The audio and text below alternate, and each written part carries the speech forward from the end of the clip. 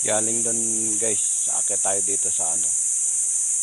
Abante tayo dito ng 30 meters galing doon sa baba. Hanapin natin yung islas na yon, kung cardinal na sapa yung tinuturo nun. Akit tayo dito sa taas.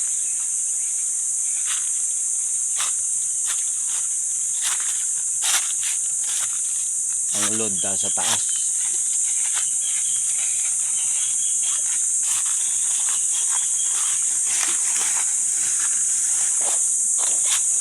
Ito yung ano niya, drill hole niya. Yung coordinate marker niya guys, ibig sabihin yan pataas yung ano niya, pataas, tapos meron siyang bilog pa dun sa may loob, tapos sa gilid meron pa siya tinuturo pakakita sa taas. Ayun guys, oh, kita nyo yan, yung ano, flat na bato doon sa taas. Yun ang tinuturo ng sign doon sa baba. Sa taas siya.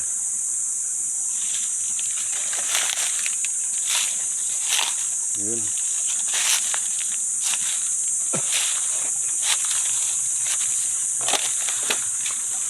Ayan guys, ang laki. Yan yung mga bato na yan. Yan. Yun ang tinuturo ng islas doon sa baba. Andiyan dyan ang load na isa.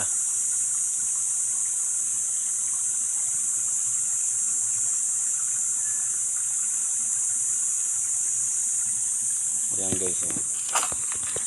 Ano natin, load na isa, tapos yung araw, hanapin natin yung araw. Ayun, may drill hole pa pala dun, oh. Wala akong makuha.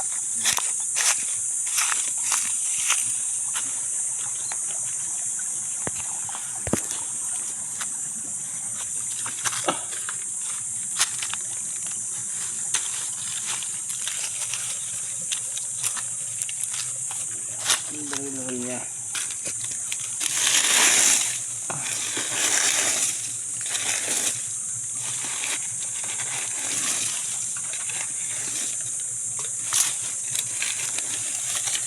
Sa mga hunter,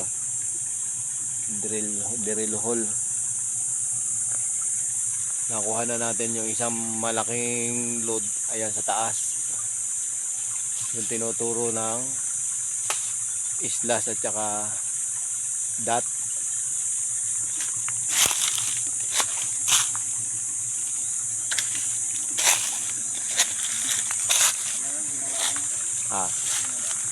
Ginawang lutuan. Ayun.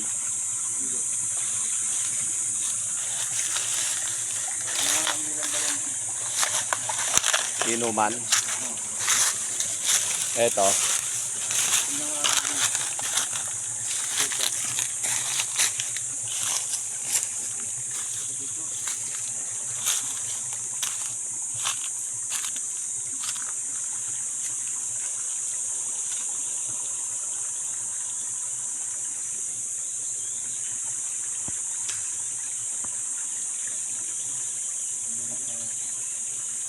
Doon tayo, baba tayo doon. Tayo sa baba doon.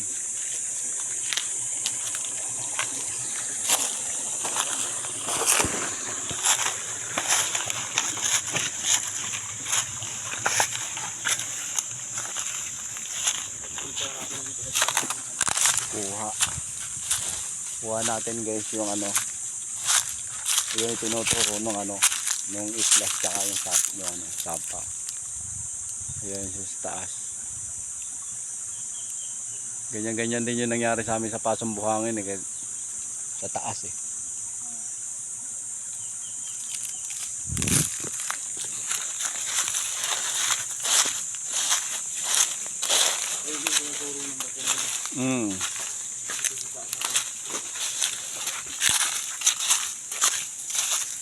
Yan guys, yung ano, yung ating ano, kinuha na alignment ng ano. Dito tayo kumuha sa sapa.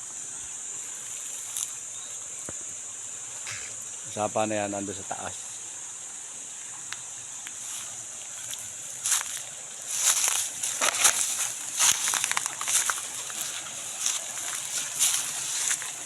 Puro bato pala yung nandun sa taas eh, oh. Masilid yan. Gandang operation yan. Silid na baga. Oo. Bah.